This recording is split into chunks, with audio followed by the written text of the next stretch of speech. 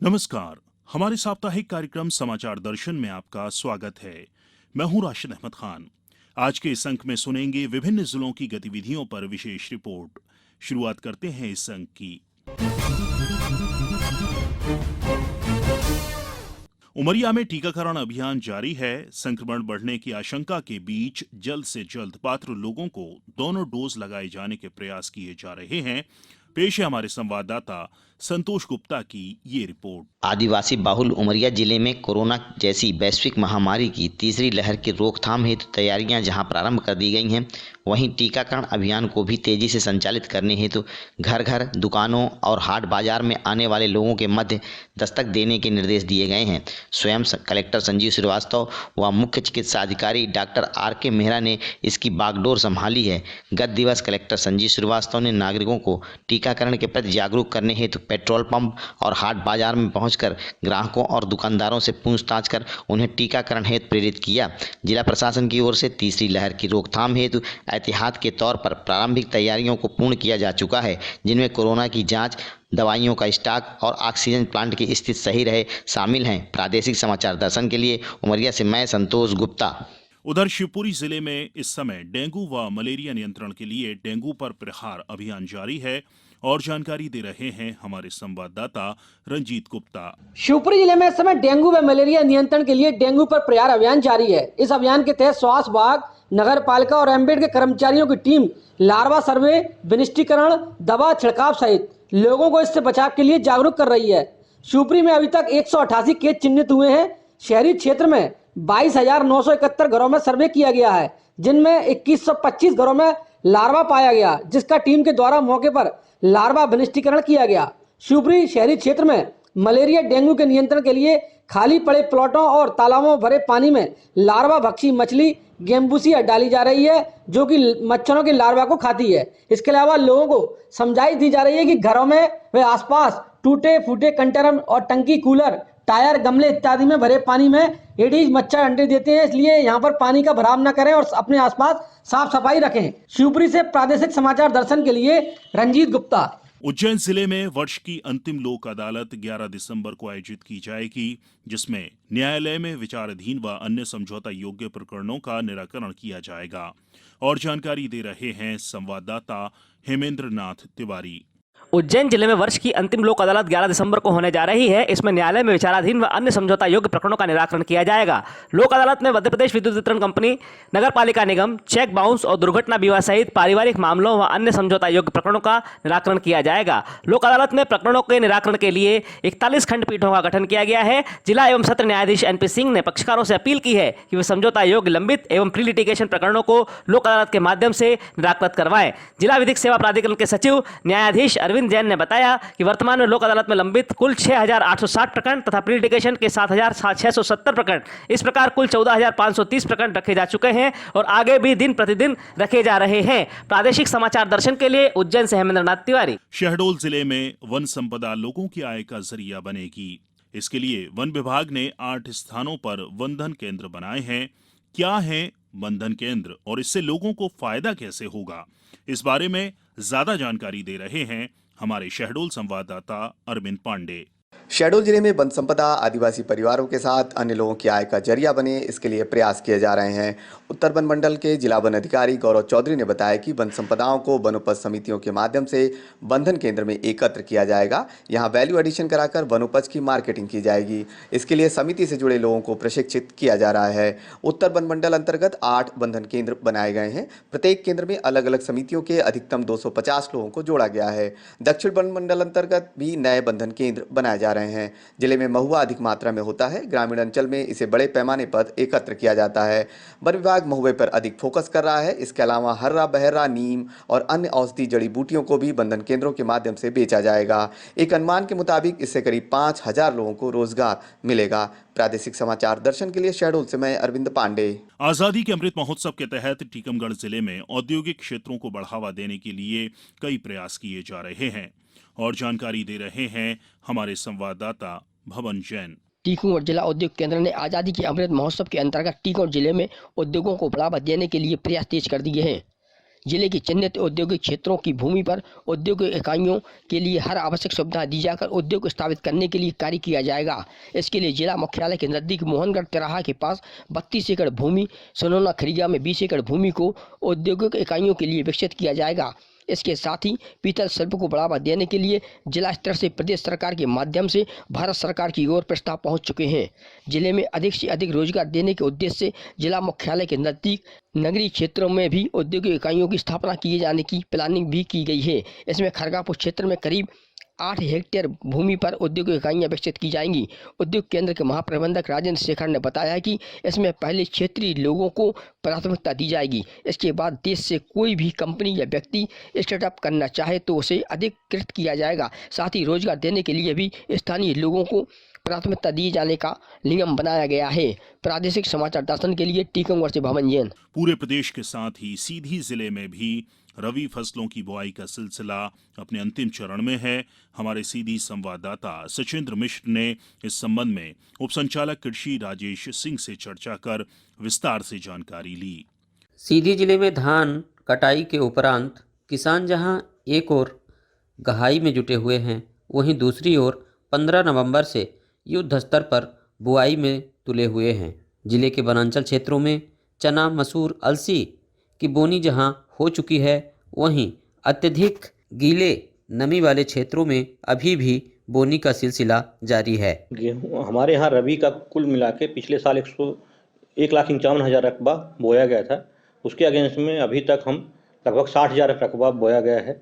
उसमें मुख्य रूप से हमारे जो पूर्ण लगभग बोनी हो चुकी है, जिसमें चना, मसूर, सरसों, ये जौ, ये जो कम रकबा वाले जो हैं, कम पानी वाली किस्म चीज़ें हैं, वो बोनी उनकी हो चुकी है। गेहूं की बोनी इस समय हमारी तेज़ी से चल रही है।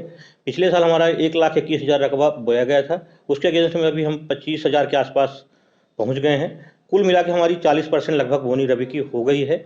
वर्तमान समय में बोनी गेहूं का पलेवा चल रहा है, लोग पलेवा कर रहे हैं, बोनी भी कर रहे हैं। तो इस समय जो बोनी का हमारा मेन फोकस है गेहूं का, जो सिंचित गेहूं है उस पर फोकस है, और हमें लगता है कि हम लोग जनवरी के फर्स्ट वीक में 80-90% के आसपास पहुंच जाएंगे। खाद बीज हमारे यहाँ वर्तमान में अब जितना यहाँ ज़रूरत है लोगों का, वो लगातार चल रही है।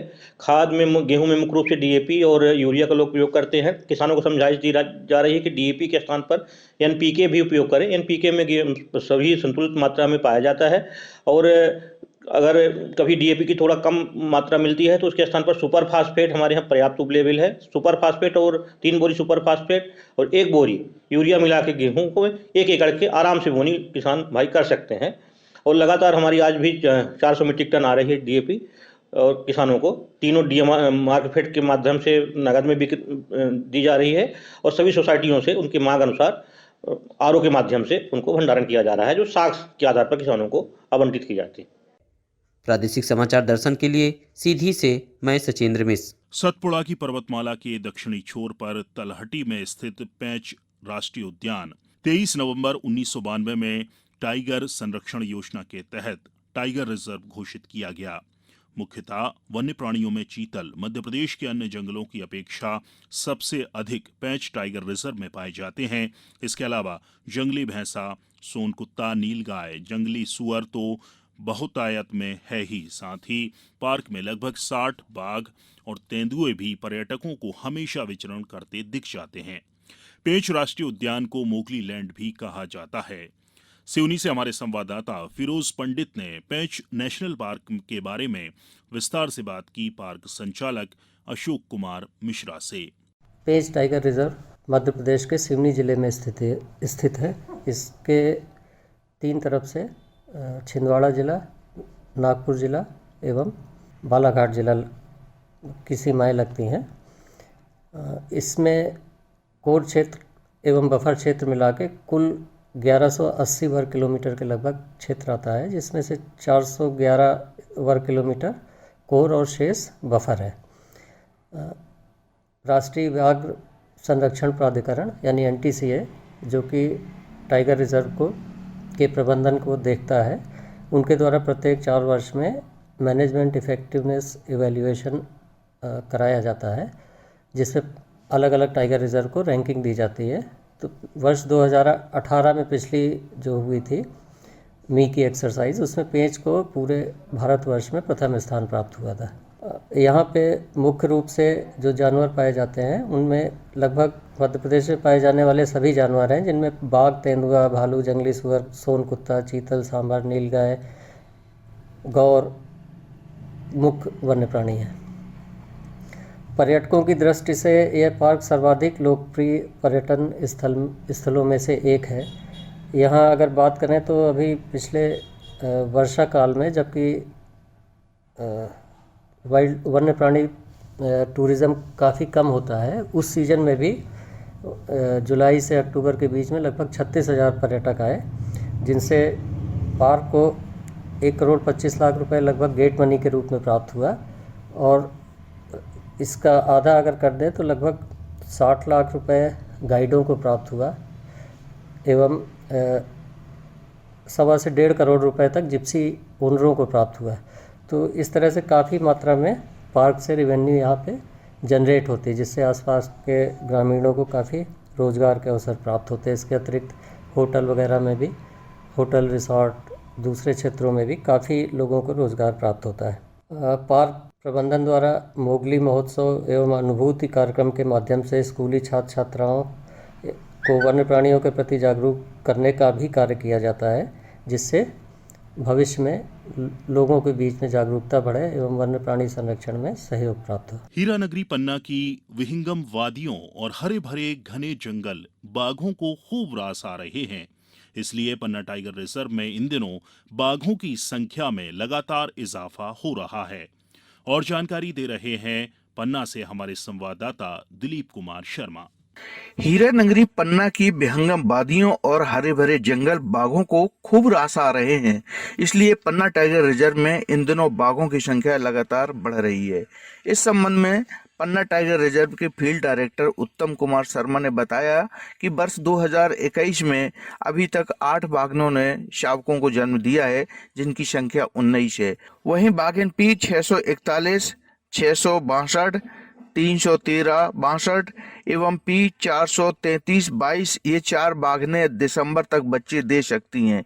श्री शर्मा ने बताया कि यहाँ प्राकृतिक रूप से कुछ शावक मर भी जाते हैं, लेकिन औसतन हर साल 10 टाइगर बढ़ रहे हैं। बता दें कि पन्ना टाइगर रिजर्व में बाघ पुनर्स्थापना योजना 2009 में तब शुरू की गई थी जब यह क्षेत्र बाघ विहीन हो चुका था। इस योजना के तहत 2 बाघिनों और 1 बाघ को लाकर यहाँ स्वच्छंद विचरण के लिए छोड़ा गया था, जिसके बाद यहाँ बाघ कुनवा में लगातार बढ़ोतरी देखी जा रही है। पन्ना टाइगर रिजर्व में मौजूदा समय में 50 वयस्क बाघ बाघिनें और 20 शावक सहित कुल 70 बाघ मौजूद हैं। क्षेत्र संचालक पन्ना टाइगर रिजर्व उत्तम कुमार शर्मा बताते हैं कि पन्ना टाइगर रिजर्व में करीब 15 ब्रीडिंग टाइग्रेस हैं जो बच्चे देने की स्थिति में हैं। यह बाघिनें हर 2 साल में एक बार बच्चे देती हैं। वह 3.5 माह शावकों को पेट में पालती हैं। इन बाघों की सुरक्षा के लिए 700 से 800 कर्मचारी पन्ना टाइगर रिजर्व के कोर एवं बफर एरिया में काम कर रहे हैं। वहीं हाथियों से भी गश्त की जा रही है। प्रादेशिक समाचार दर्शन के लिए पन्ना से मैं दिलीप शर्मा दीपक। कार्यक्रम के इस अंक में फिलहाल इतना ही। अगले अंक में फिर मुलाकात होगी नए विषय, नई गतिविधियों के साथ। तब तक के लिए नमस्कार।